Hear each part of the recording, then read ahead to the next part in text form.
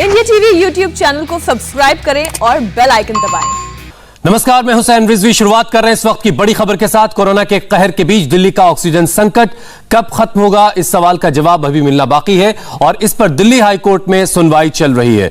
Delhi high court इस वक्त सुनवाई कर रहा है ऑक्सीजन संकट को लेकर के। दिल्ली में जो ऑक्सीजन संकट पिछले कई दिनों से हम देखते रहे, अलग अलग अस्पतालों में से ये खबरें आती रही कि वहां पर ऑक्सीजन का प्रेशर कम हो रहा है, कई मरीजों की जिंदगी खतरे में है।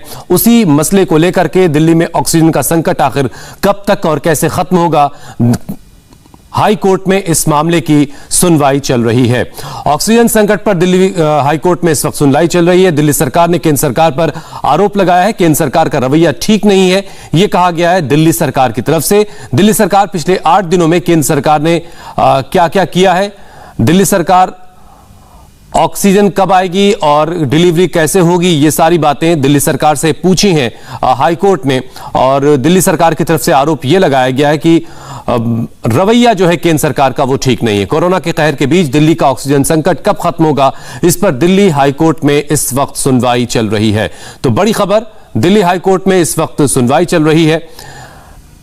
दिल्ली का जो ऑक्सीजन संकट है उसे कब और कैसे खत्म किया जाएगा। हालांकि हम लगातार देख रहे हैं कि ऑक्सीजन एक्सप्रेस के जरिए देश के तमाम अलग अलग हिस्सों में ऑक्सीजन पहुंचाई जा रही है। ऑक्सीजन के टैंकर्स अलग अलग जगहों से पहुंच रहे हैं फिल करके। हमने विदेशों से क्रायोजेनिक टैंकर्स मंगाए हैं और लगातार ऑक्सीजन की जो कमी है उसको पूरी करने की कोशिश की जा रही है। तमाम जो इंडस्ट्रियल सप्लाई थी ऑक्सीजन की उस पर पाबंदी लगाई जा चुकी है।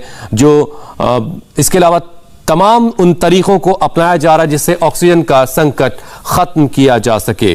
तो पूरे देश में कोरोना का कहर जारी है। एक दिन में कोरोना के अब तक के सबसे ज्यादा केस सामने आए हैं। पहली बार 24 घंटे में रिकॉर्ड 3,79,257 लोग पॉजिटिव मिले हैं। चिंता की बात यह है कि कोरोना से मरने वालों का जो आंकड़े हैं उसने भी सारे रिकॉर्ड पिछले तोड़ दिए। बीते 24 घंटे में 3,645 मरीजों की जान चली गई। पूरे देश में एक्टिव मरीजों की तादाद पहली बार 30,84,000 से कहीं ज्यादा है। हालांकि राहत की बात यह भी है कि 2,70,000 से ज्यादा मरीज ठीक होकर अपने घरों को भी लौटे हैं और यही आंकड़ा हमें ताकत देता है कि बहुत जल्द हम कोरोना के खिलाफ जो जंग है उसे जीत लेंगे। दिल्ली के हेल्थ मिनिस्टर सत्येंद्र जैन इस वक्त प्रेस कॉन्फ्रेंस कर रहे हैं, आपको सीधे वही लिए चलते हैं। तो पिछले 1.5 महीने के अंदर, पिछले 1.5 महीने में कभी भी जो डेली पॉजिटिविटी है ये 10 डे एवरेज से नीचे नहीं गई, ये अब जा रही है 3 दिन से।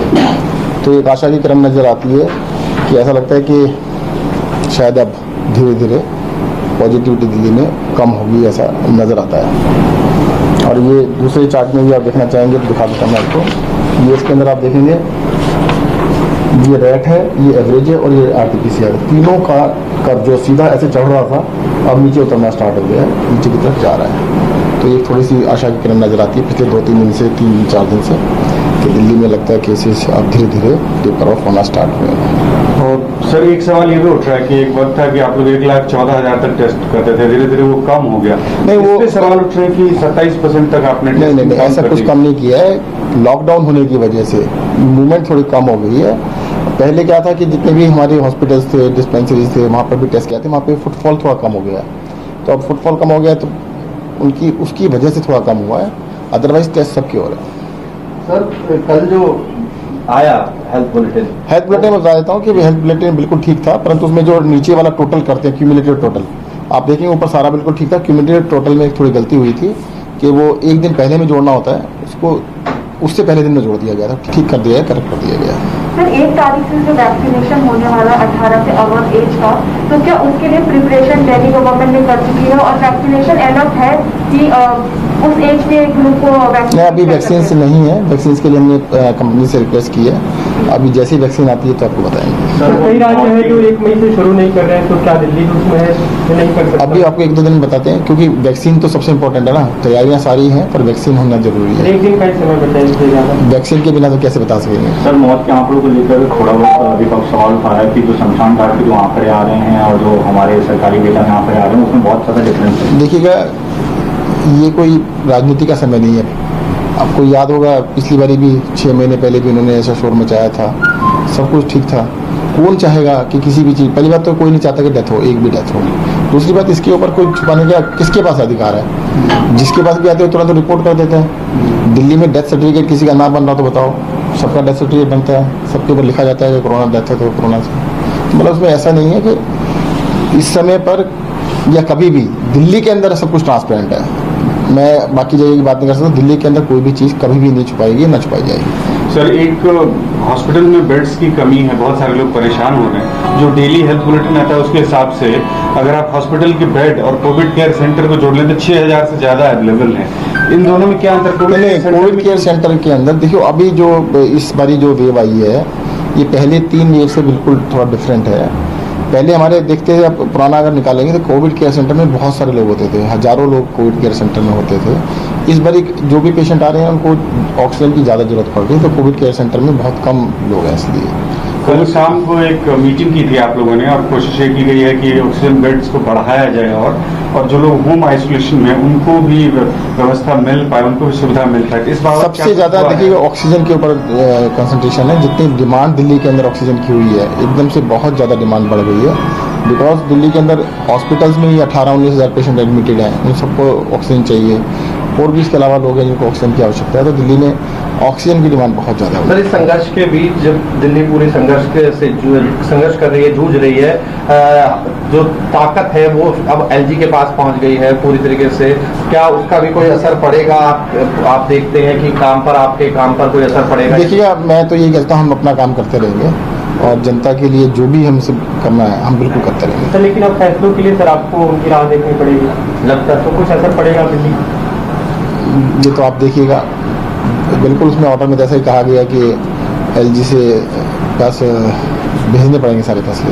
सर, एम्बुलेंस से दिल्ली के लिए बहुत ज़्यादा इस वजह से कोई परेशानी आपको लग रही है, होना शुरू हो रही है, कोई अड़चन है आपको? कल ऑर्डर आया है तो पता लगेगा, परंतु हम कह रहे हैं कि हम पूरी तरह से जो भी अड़चन आएगी उसके बावजूद भी पूरा काम करेंगे। सर, एम्बुलेंस दिल्ली वालों के लिए सबसे बड़ी चुनौती बन गई है। तमाम 5-5 किलोमीटर 6-6 किलोमीटर के 15-15 हज़ार रुपए मांग रहे हैं एम्बुलेंस वाले, और कहा जाए तो एक तरीके से कालाबाजारी कर रहे हैं, सौदा कर रहे हैं लाशों पर। नहीं, देखिए दिल्ली के अंदर जो कैट्स एम्बुलेंस दिल्ली सरकार चला रही है, अभी भी उसकी कोई दिक्कत नहीं है। 102 नंबर पे आप करके बुला सकते हैं। लेकिन दूसरी पर कुछ लगाम लगाने के लिए कुछ करेगी सरकार सर, क्योंकि प्राइवेट बहुत लोगों को बहुत जरूरत पड़ती है और हालात इस तरीके के हो रहे हैं।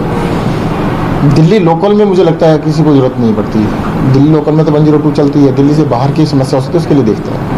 सर, 1 करोड़ 34 लाख जो वैक्सीन का ऑर्डर किया गया था, कब तक आता है इसलिए मैं बोला था। अभी देखिए, अभी जहाँ तक कंफर्म सोर्सेज तो नहीं है, अनकन्फर्म पता है कि भी इतनी प्रोडक्शन तो नहीं है, परंतु जैसे ही कंपनियां हमें शेड्यूल दे देती हैं कि भी कितनी वैक्सीन कब देंगी, तो तुरंत हम अभी तक शेड्यूल आपको नहीं मिला? नहीं, अभी नहीं मिला। Thank you. लोकल अस्पताल में यहाँ से यहाँ जाने के 5-15 हज़ार मांगे। 102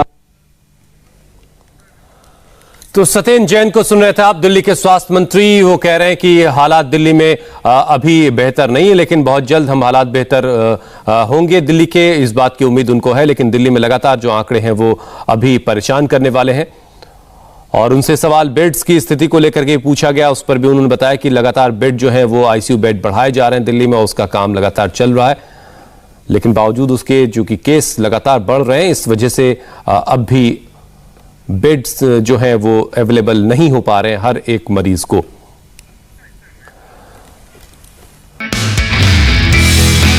नमस्ते, मैं हूं मीनाक्षी जोशी।